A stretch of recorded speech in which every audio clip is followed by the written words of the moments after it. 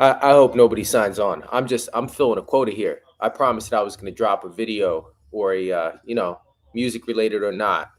And I don't think my Big Feels Academy teaching videos count. You know what I mean? That's mostly streaming to the people following that website. But I was thinking about it. What am I going to do? And then it occurred to me a couple years ago. I was on a mission. I was striving to, and it's late, right? And it doesn't matter. My wife's here with me. She's smoking hot. I don't have to worry about that, right, anymore.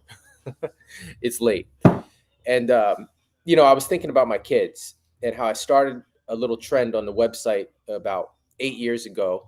Right around the time when I started falling off and not dropping videos as often, when my daughter was born, and it was called Jewels for My Daughter. And I didn't make it public, and I'll never make it public. But on that video, I taped some of the birth, and then I gave her some advice. And I was 37 then. So I gave her some advice, and I went back and looked at it. I didn't have as much gray in my beard and stuff like that.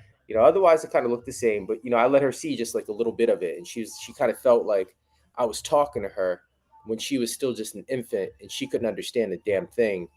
And then, I realized that that was a real cool thing to do, and then I want to keep doing it, right? But I don't. I guess I do curse in front of them sometimes, but I strive not to curse in front of them. I definitely encourage them not to curse, but I can't really tell them these stories yet, because I can now. That same little girl that was like a little baby, now I can sit down with her and I watch like shit, man, so much stuff. I watched Beetlejuice with her. I watched. Trying to think most recently, what's Ferris Bueller's Day Off. That's like that was a heavy hitter. Just like she knows Bill Murray. Like she'll look and see, she'll be like, "Oh, that's the guy from Ghostbusters. That's Bill Murray." So she'll know stuff like that, and that just makes me feel good. Like they know Thundercats, because to be honest, I'm just so petrified to show them modern day media that I find myself dipping back into the 80s and 90s, mostly 80s, and sharing that with them instead. You know what I mean? And not, I never just let them sit there and watch YouTube. I never let them go on TikTok. I never let them just sit in front of a TV and watch whatever they want, or let a channel play, or let commercials play. And I make sure they know and understand what's happening there, and what messages they're getting. Anyway, hope I should probably make a note to fast forward when I actually tell the damn story. So I'm 20, and it's 1998. 97, 98. I think it's the fall of 98, and at that time I was just finally getting back into going to community college, and I was cutting hair full time at the mall. And I was a barber, damn good one too, right? And at that time, I was using the straight razor, doing the just right at that time, like the Brooklyns started to come into favor. And if you could do a good job with that and like have a nice little tight little fade here, and get it to kind of come out like that, then anyway, and it's a salon slash barber shop, and I'm getting a little sick of it. I'm just kind of starting college, even though I'm kind of old to be doing that. And you know, so but I'm there with girls all the time. Almost everybody I work with was girls. You know what I mean? Not every, and they were all, whether or not, I'm not trying to hook up with everybody there, but it was just cool to be around girls all the time. I'm a guy. I like being around girls, and I was in the salon, but I was getting sick of it. There, instead of working with a bunch of dudes, sausage fest, man, like working in a hair salon and being one of the only guys there, that shit was dope, right? And so, and like I'm talking to you, I'm talking like to my daughter and my son too. You know what I mean? Whenever they see this, maybe 5, 10 years or something, because that shit, show them proof beyond a shadow of a doubt. The time flies because they can already understand my stuff I was dropping on them on this channel privately when I was doing the jewels for my daughter. So anyway, I'm about 20, and I'm spending a lot of the weekends going to Manhattan, and this is right around the time of like Lyricist Lounge, and New Eurekan Poets Cafe was doing bragging rights, and there was the Blaze battles. It just started, I think, right around that time. And so I'm spending like all this time sitting on the train, going from Trenton, even or from Princeton, and going to New York all the time. And if I wasn't going to New York, I was going to Philly. I was going to Philly Second Street, and I was battling, and trying to get involved in any showcase I could. This is a time when it was of utmost importance to me to get my cassette tapes out there. And anyway, that was a big part of my life. So I was used to being in situations where I had to just on the spot freestyle, you know what I mean? On the spot battle, right? And on this, and if I couldn't do that, then I get laughed out of some of these situations. So what became of me at this age, I'd already been doing this 4 or 5 years locally. And it was this one night, and it was a Friday night, the next day, obviously a Saturday, and I'm supposed to be at the barbershop cutting hair all day long. And so, I have a beer or two, nothing major, smoking blunts in a hotel room with my group member, Neff, and Merv was there too, and his father had just passed away, and I was kind of like hit me like, damn, you know how weed hits you when you're a little younger, you know what I mean? I was kind of like, a little spaced out, and like, I'm like, damn, this cat's dad his dad just died, right? Like, and he's dressed like it. He dressed like he just left the funeral, and I don't remember if Infinity was there or not. But there was other cats that were there, and we went down into the city to stop at a bunch of different little corners because there was this person that everybody was talking about, this older person, and this older cat was apparently a pastor in Trenton. And and I don't remember his name to save my life. It's probably good that I don't remember his name. He's kind of on the thicker side, and at that time he seemed super old to us. He was probably 38 or 40, but he was ancient as far as we were concerned, right? And the word on the street was that this guy was just throwing around $100 bills, right? And like he was, do this for me, do that for me. And we always had like little secrets and little rumors about, like, when we passed through this one person's house that had a couple of these old fashioned cars. It was like he was a pimp, right? But who knows? I didn't know the guy was 20, right? And he's a retired pimp. And so this cat, he had given these dudes money. So that's basically what this boils down to. When I met them in the hotel and we were about to go out on the town and maybe hit some bars up, and he had given these cats money, and he put the idea in their head that there was a lot of money to be earned. It had nothing to do with drugs, right? And so here I am. I'm just scraping it together to get into community college 2.5 years late. I'm cutting hair. I'm cutting hair, but working my ass off for this little Toyota I had, and I just got it, and it was like a green, kind of like a Newport box green Corolla, with a tan inside, and to me that was a Lexus, and but I have to earn this, I have to pay this note all the time, and I'm a struggling college student in the sense that struggling academically at that time. I hadn't really pulled myself up from the bootstraps yet.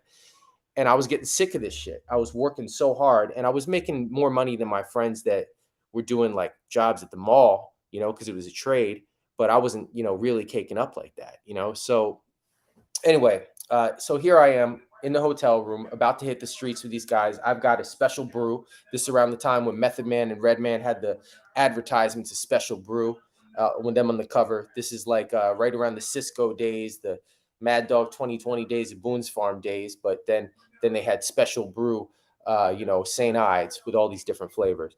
And so they take us out, in the car to meet this cat, right? And in order to meet this cat, we've got to stop at all these different corners around the city. And at that time, I'm only familiar with like West Trenton, Chambersburg, Hermitage, the Boulevard where the Ace Records is, and the Getty where the Chocolate Dutch Masters are, and Big E Liquors, right? And M&M's, not M&M, but M&M's, it's like a food mart that also sells liquor and Lucy's and that kind of stuff. And so we're going to multiple places in the city trying to find this cat, this pastor who's got all this money. And, my ears kind of perked up, but I just kind of heard that I had the possibility I was going to go out there and there might be some ciphers. And in the 90s, there was, you could go to certain spots and just cipher. And I kind of at that point had become, since I was kind of the most furthest along in my crew, in the studio, different studios, perform at different places. This is like a year after, around the same year as I was on that Jenny Jones show. And so I was known for going around and battling people. So this was kind of like sport to me, right? And it was kind of like I always kind of surprised people, right? Because I looked like I fucking cut hair. And, I was doing that. We went out to a couple of places. My man's going to rap. My man's going to rhyme. And so I'm doing this. And finally, we eventually run into this pastor cat. And he's a real kind of soft-spoken at first. And I get in the cipher. I do my thing. And then later on, he brings us back, into the car, and, we're smoking a blunt. and he starts talking. He's not, we are the younger folks. My buddies are 20, 21, 23, 24, 25, maybe at the oldest. One cat who just came out of the army, and he's talking about all this money there is to be made, right? And we're trying to figure out what this is about. It's like he's a pastor, so what could this mean? And then he starts talking about home improvements, and he takes this special interest in me. So some of these other cats, he'd already given them $100 bills earlier in the day, and he took a special interest in me. He started kicking it to me. He said, "Well, you know what? Let me show you some of these homes, right? Some of these homes that I've got for sale, and and after we talk business some more, we can talk about how we're gonna, you're gonna get in with us with the home improvements." He's like, "What are you doing now?" And I was explaining how I cut hair and I've been shopping my demo. He's like, "You're not gonna have to drop all that shit. Forget about all that." And I wasn't born. Yeah, I guess I don't know what he's doing at this point, but I wasn't born yesterday, and a lot of the, and I had some experience with business, not much yet, but enough to know when I was kind of being sold something, and so we follow him, us in my Toyota, and him in this pretty damn nice car. I forget what it was. It was like an Audi with some rims and stuff. It was a lot nicer than my Toyota. And so we start following this cat, way down the highway till we get into PA, right? We get into Pennsylvania. And we're in the car for a long ass time. Mind you, this is a Friday night, and I got to wake up the next morning, go cut hair all day. And I'm starting to get tired. It's like, I've been smoking blunts. The first blunt was 5 hours ago, so I'm running out of steam. And we get to this guy's complex, in this great big house. I mean, it was a complex, a huge house, all look alike, but they were tremendously big. They were like real big, like in the Ferris Bueller movies, big ass houses. And he parks, he gets out of the car, and when we walk in, the house is just completely empty, right? There's a kitchen, there's a table, there's all the basic stuff, but the rooms are all empty and everything is spotless, like the house was just built. And I'm looking at this through the eyes of like a 20-year-old. I really don't, I'm not, I don't understand the game that he's doing or the things that he's doing. And we sit there and he talks for a minute to me, and he says, "You show up tomorrow here at this house, right? At 9 a.m., right?" And he says, "Then, come back here tomorrow and I got you. You don't have to worry about that haircut and shit. You don't have to worry about this music stuff. You can put out your own record." And anybody that's had a demo or that's had a manager in the 80s or 90s know what that story sounds like, right? That this is going to be the next thing. And so then, in my 20-year-old hands, he just tosses $100 bill. My homeboy Neff that was next to me tosses him $100 bill. Now this cat's, like I said, he looks like he's in his maybe 40, and to us that was ancient. He's a pastor, right? And so I could, right off the bat, it was like some 85 jive. Like he kept talking about that shit. He kept bringing in the Jesus into the conversation and all that stuff. But I was just kind of letting that go. I was already hip. I wasn't interested in anything having to do with that.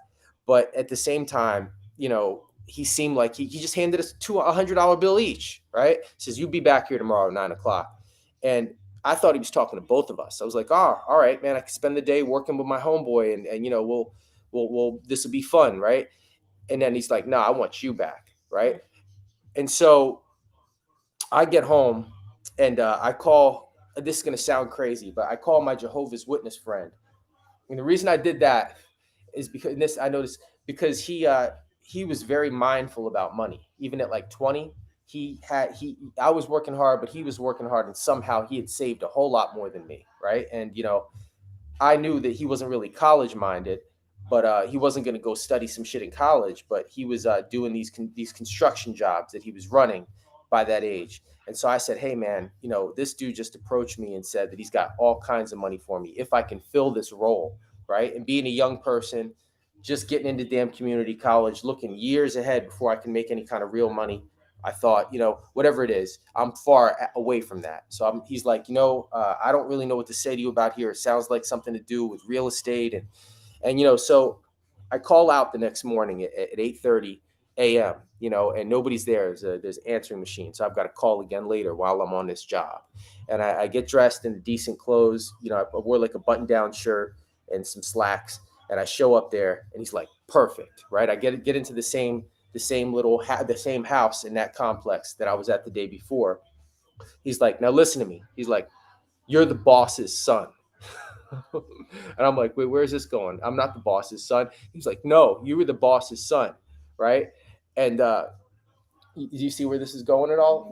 No. Okay, all right. So then we get into my fucking car. His car stays in the driveway, and we get into my car. So he's gonna make me drive my new Toyota all over the place on this job instead of him. I thought we were gonna be rolling in his fucking outcast mobile, right? But instead, we're driving in my car on my gas, right?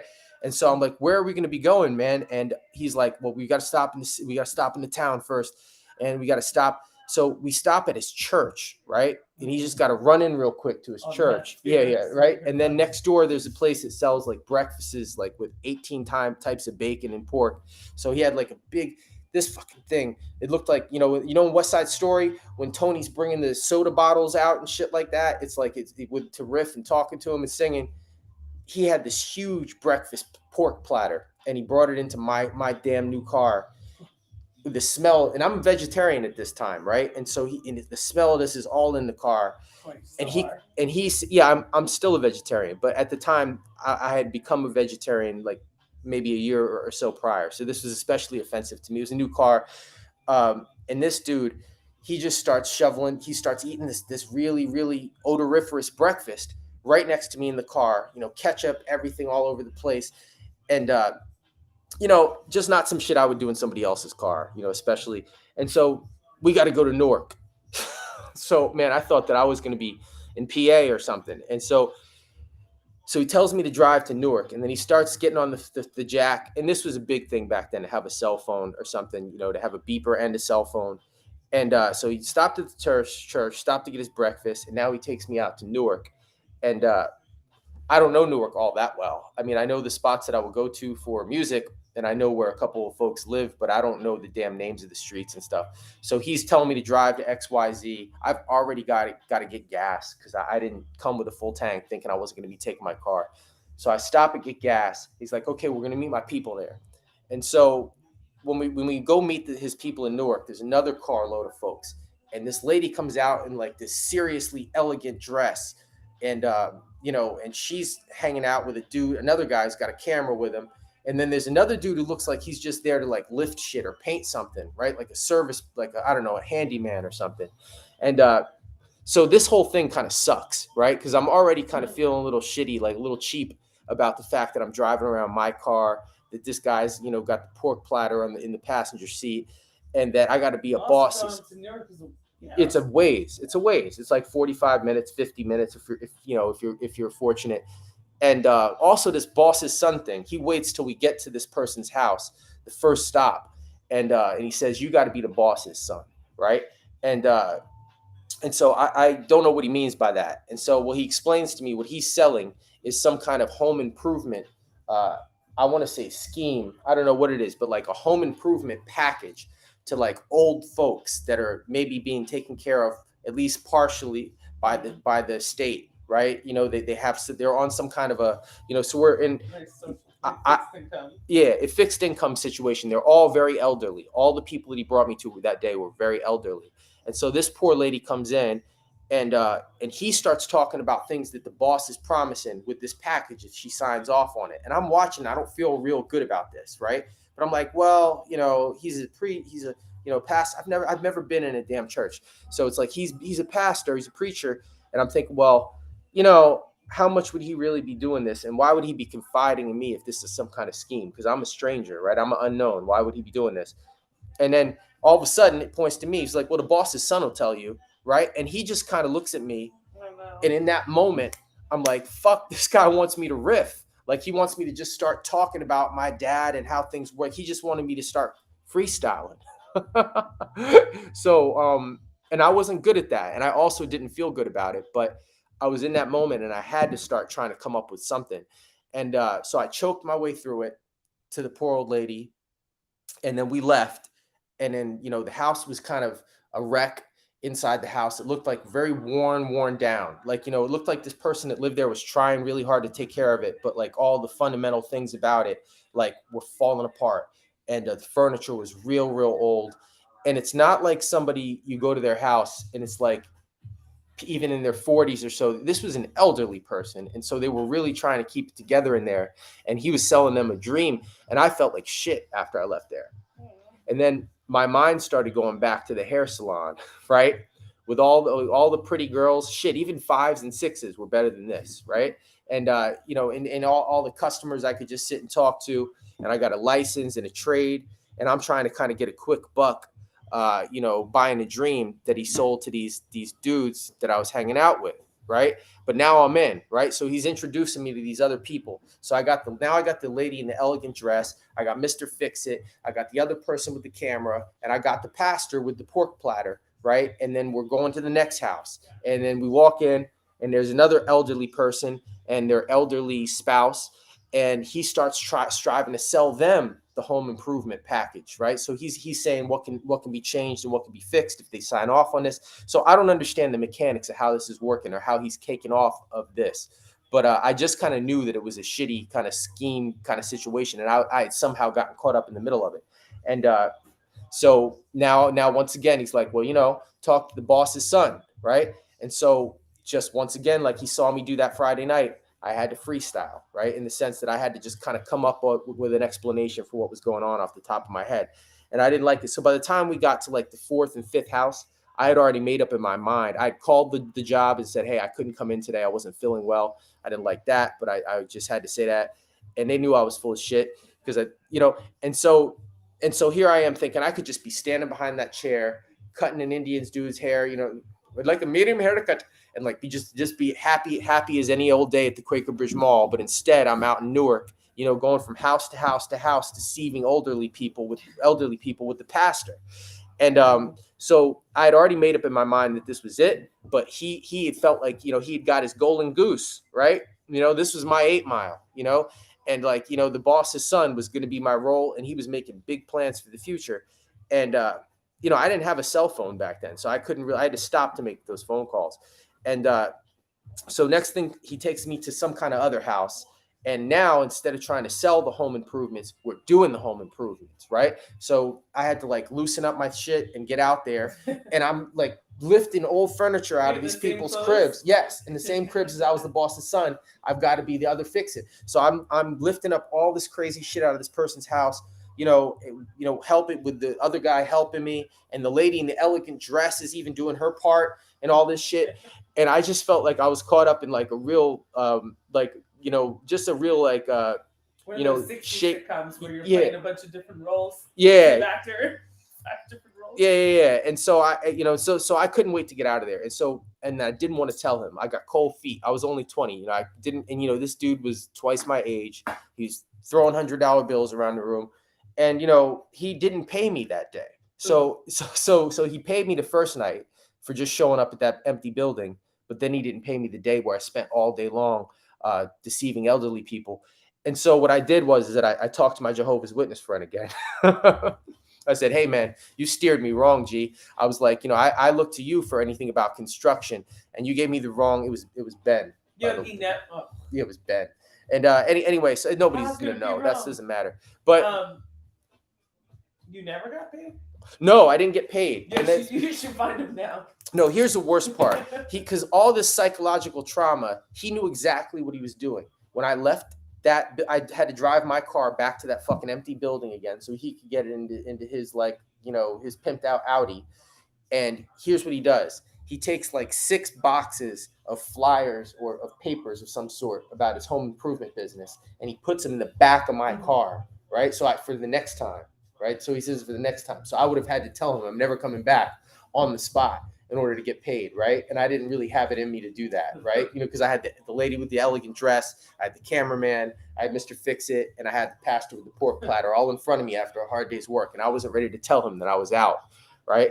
And so anyway, I mean, the way that and I don't know if there's a lesson to be had here, but it definitely naivety, like when some shit is like seems way too good to be true. It probably is.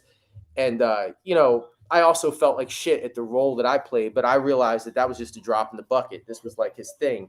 I definitely got at my homeboys that I met in the hotel that Friday night and explained to them what the hell went on, right? I definitely told them how I felt about it. And, and also kind of warned them because they were encouraging me to get back into it because this guy was still driving around the neighborhood and throwing $100 bills at everybody. So they all wanted to get down with this, but they couldn't play the boss's son. And for reasons that I didn't, for reasons that I didn't cook up. That was that So guy's what were idea. they doing What? for the hundreds? The work? Well, they were doing work, but he was also just trying to get, I don't know what he was trying to do, but it seemed like he had some kind of a strategy to get into like a group of network of people to get them to believe he had like some kind of financial reward to give everybody. But when he got to me and he saw that I was freestyling, and then when I stopped freestyling, I start talking like, differently. And I guess he saw potential in me to play the role of this mystery god, this boss that owns the company, because he owned the fucking company. He owned the company. That was his whole thing. He was the marionette maker, Oh, you were right? his son. Yeah. No, but yeah, I was his son in that day, right? But the thing is that he wanted these elderly people to believe that it was like a white boss, right? You know what I mean? And so they wouldn't. He didn't want to be the boss. He needed to play. He needed to make that role be some other person that didn't exist, right? And so now, yeah. And look, I didn't cook this shit up. I didn't certainly didn't make any money. And so I told him, I said, I called him on the phone from home the next day. I'm supposed to see him on Monday or something. And I call him on the phone the next day, and I'm just like, this ain't really for me. I decided I wanted to stick with the hair cutting and the college, and he didn't like that shit at all. And so he didn't even talk about paying me. So and I feel almost better now that I didn't push the issue, because I probably wouldn't have felt good about keeping that money. But now I have all his fucking flyers right in my trunk. So I had to go to Ewing and drop it off at the bank that like Quiet Storm works. You know what I mean? Like, Did he ask for them back? Yeah, he wanted all his boxes of flyers back. So instead of me actually having to meet with him, so he says, I want you to bring it to the bank. Of course, he wanted me to go to the fucking bank, right? But yeah, so I had to drop all his flyers off, and then I went back to cutting hair and lived happily ever after. But it was whack though, and so this isn't really a moral lesson for you, Journey. It's just kind of an interesting story, that something that happened to me, and it was kind of interesting because so much happened in that day, and it was like such a wild ride. Like, I'm going to the top. I'm back at the bottom. Like, it happened so quickly. It was just so short lived. The montage would be so short of the shit. And so it's just kind of a story that, if I walk outside and get hit by a truck, or if something happens to me, it's not really one of my best stories to tell you, but it's just it's some fodder, man. It's a little bit of your dad's life. A story that, did I ever tell you that story before? No. No? So 20 years I didn't tell your mother that story, right? So now I'm telling you. All right, baby. All right, Link. I love y'all. Journey and Link. And if anybody else watches this and gets some entertainment value, or some, can relate to it in some way, I think that's cool too. All right, y'all. I clocked in for this week. I'll be back next week.